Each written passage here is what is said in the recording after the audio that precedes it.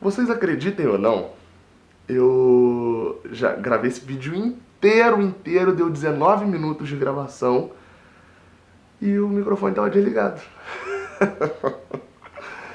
Ai, enfim, vamos lá. Seja bem-vindo, você guerreira de todo o Brasil e de todo mundo, aqui é o canal Raiz Tricolor, eu sou o Gabriel Amaral, estou falando isso aqui pela segunda vez, mas enfim, segunda vez o vídeo vai ficar melhor ainda, e hoje é papo de terça, vamos falar aqui sobre a mudança, né, no perfil de jogo do time de Diniz de um tempo atrás e pra agora.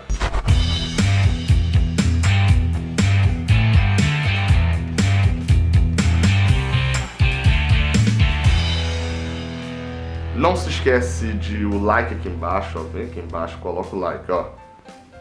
Like. Deixa o like aqui embaixo, dá um trabalhão pra fazer essa pauta aí toda. O vídeo com certeza vai ficar muito maneiro. Eu tô gravando pela segunda vez, como você já sabe. E não se esquece também de se inscrever aqui no canal, Arte Rio MDF. Passa lá também, o link tá aqui na descrição. Você clica, vai lá no Instagram, tem o WhatsApp deles também. Vai lá, fala com o Vitor, faz o seu pedido, aproveita o cupom de R$20. Vale lembrar que no início também da FluFest, evento que vai acontecer nas Laranjeiras. Evento esse ano, né, sempre comemora ali o aniversário do Fluminense, em julho. Já está no ar a campanha de crowdfunding, então você vai lá e compra o seu ingresso. Tem show do Lulu Santos esse ano, uma comemoração, assim, vai ter o tema do centenário das Laranjeiras. Então o link também vai estar aqui na descrição. Seguimos.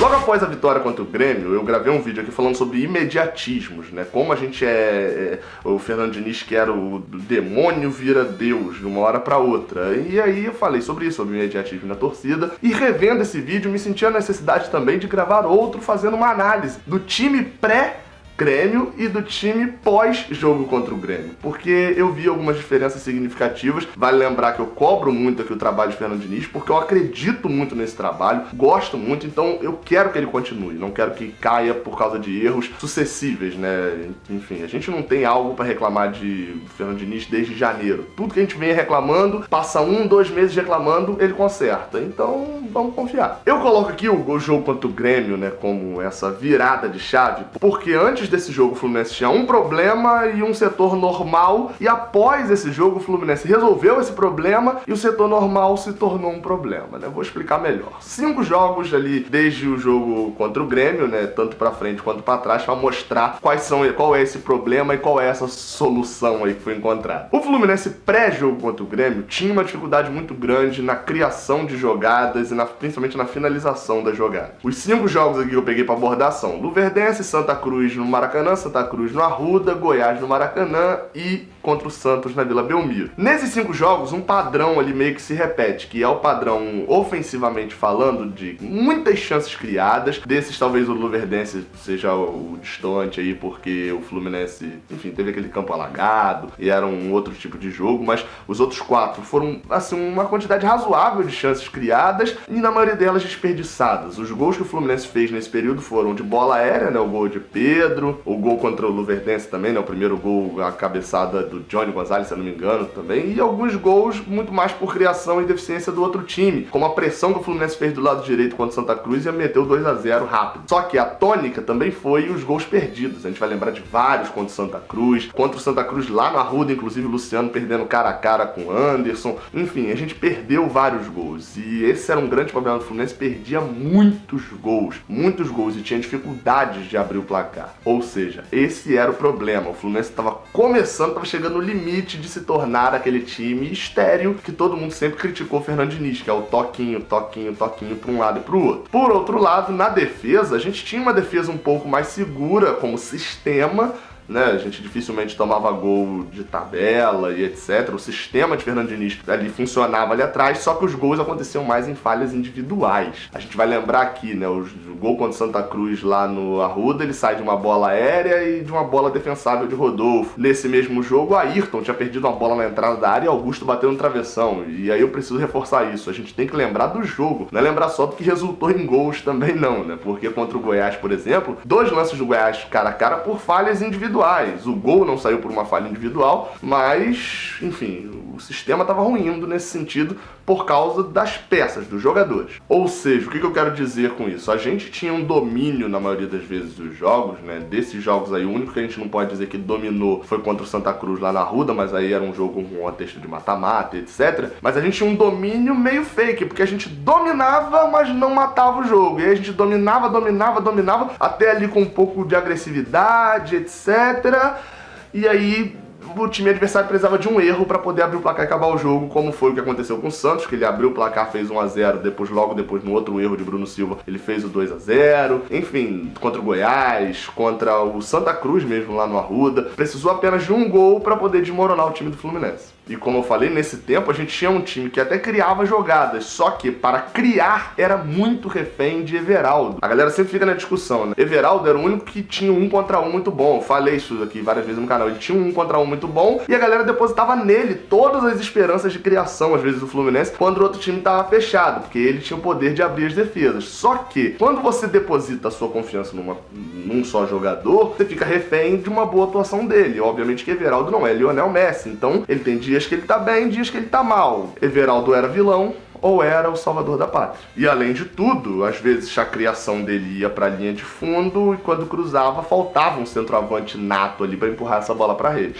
Só que vem o jogo contra o Grêmio, aquela atuação horrorosa no primeiro tempo, tomando 3-0, um baile, e aí depois aquela virada épica numa atuação muito boa no segundo tempo. Eu faço esse vídeo sobre imediatismo e, pra mim, 3 jogadores ali que saíram do Fluminense após esse jogo contra o Grêmio alteraram completamente o sistema de jogo. A gente vai lembrar que pós-jogo contra o Grêmio, Everaldo, Bruno Silva e Ayrton não jogaram mais. Contra o Botafogo, um time que tinha vindo de uma virada épica, vem pra jogo num clássico com Alan como único volante, Daniel e Ganso jogando de meia. Eu fiquei abismado quando eu vi essa notícia. Falei, olha, vai se mandar um time todo pro ataque, vai virar um bando. Não virou um bando, mas se mandou pro ataque. Os 5 jogos aqui que eu vou comentar, que são depois contra o Grêmio, é a derrota pro Botafogo por 1-0, o empate com o Cruzeiro por 1-1, a vitória contra o Cruzeiro por 4-1, a vitória contra o Atlético Nacional por 4-1 e a derrota contra o Bahia por 3-2. Eu não sei se vocês viram um padrão nesses 5 jogos, mas que tirando o jogo contra o Botafogo, todos os outros com um elevado número de gols. O Fluminense resolveu o problema ofensivo, né, que era ali de ser refém de Everaldo, de não ter um centroavante pra matar o jogo, sendo um time que tinha muito mais qualidade no toque de bola. Não foi só a saída de Everaldo, né? Vale lembrar que o Fluminense rodava a bola muito devagar às vezes na entrada da área, era um time pouco incisivo. Ayrton, por exemplo, não é o tipo de volante que ele dá uma enfiada de bola, né, em diagonal. Não é esse perfil dele. Já o de Alan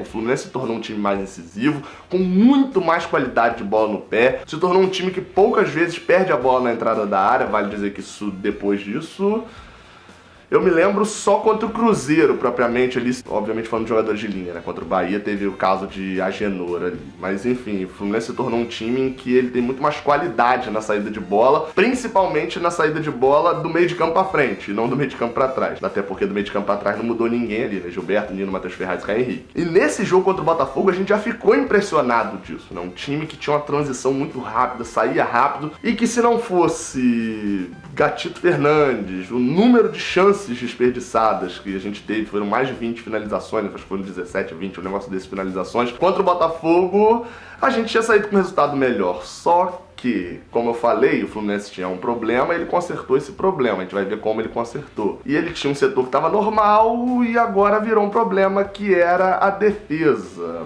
A gente tomava gols em falhas individuais e começou a criar outro problema, que são os gols de contra-ataque nas costas da nossa defesa. O gol do Botafogo surge assim: Gilberto está adiantado, não tem mais um Bruno Silva, que alguns falavam que era um mal necessário, Bruno Silva cobrindo Gilberto, não tinha um Bruno Silva para cobrir mais ele. Fernando Diniz continuou mandando Gilberto avançar. Contra-ataque do Botafogo, o cruzamento vem justamente das costas de Gilberto e sai o gol. Ou seja, o Fluminense se torna um time muito ofensivo, não matava o jogo contra o Botafogo e que tomava gol em contra-ataque. Contra o Cruzeiro, mais uma vez aconteceu isso. O Fluminense jogou, pressionou, não fez o gol e tomou no contra-ataque, né, numa falha de Gilberto e com o Rodolfo tomando um gol defensável também. Então, o Fluminense mais uma vez ia provando seu próprio veneno, até que um estalo na cabeça de Fernando Diniz e o problema foi resolvido, esse problema de falta de gols. João Pedro entrou fez o gol aos 90 e tantos minutos contra o Cruzeiro, e depois disso, basicamente, ele precisou de 100 minutos para poder destruir e provar de que ele é um matador nato. Contra o Cruzeiro ele entra, tem 2 chances, faz 2 gols. O jogo contra o Cruzeiro no Maracanã, né? Contra o Atlético Nacional, a gente tem a síntese, nos primeiros 15 minutos, a síntese do que é o Fluminense de Fernando Diniz hoje. A gente massacra, tem 3 chances, João Pedro mata a pau convertendo as 2 que ele teve, ainda servindo o Luciano só para ele converter a dele também. Um desempenho ofensivo sensacional. Porém, com 3-0 no placar, o time estava todo lá na frente tomando contra-ataque do Atlético Nacional dentro de casa. Algo desnecessário para qualquer time que você parar pra pensar e falar: 3-0 em casa, o que você faz? Retranco.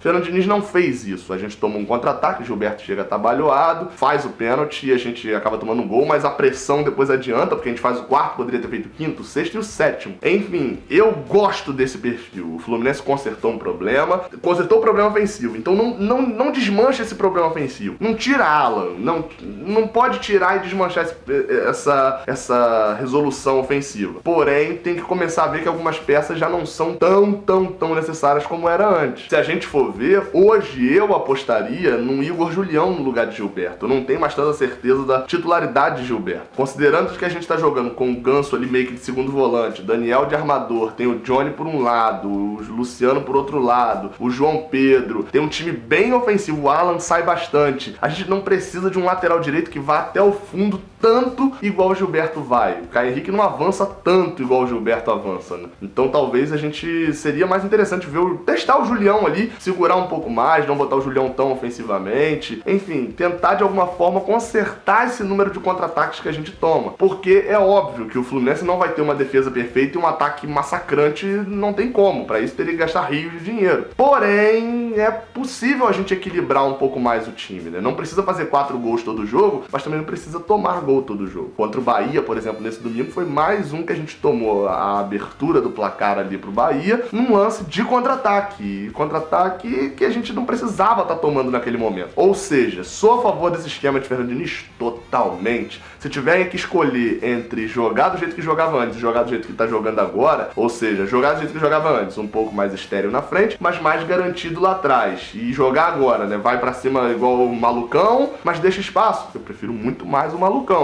Porém, dá pra chegar num meio termo ali também. Se gostou do vídeo, likezinho maroto aí. Se não gostou, enfim, assina o canal aí, se inscreve aí e vê o próximo que talvez você goste. Por sinal, o próximo é o pré-jogo de Atlético Nacional e Fluminense. Vai ter análise pós-jogo, apesar do jogo ser na DAZN, né? Mas enfim, vou assistir o jogo e deve pintar um vídeo especial aí na quinta-feira sobre essa partida da amanhã lá em Medellín. Muito obrigado a todos, saudações tricolores e até a próxima. Valeu! Cara, você já viu que aqui do lado tem 2 vídeos que provavelmente você não viu? Esse daqui de cima é o envio mais recente que eu fiz e esse daqui é um vídeo especial que o YouTube separou só pra você. Se você não é inscrito, olha aqui embaixo, aperta no botãozinho aí no escudo do Raiz Tricolor, se inscreve e me dá essa moral, beleza? Muito obrigado por ter assistido até o final e continue apoiando o Raiz Tricolor.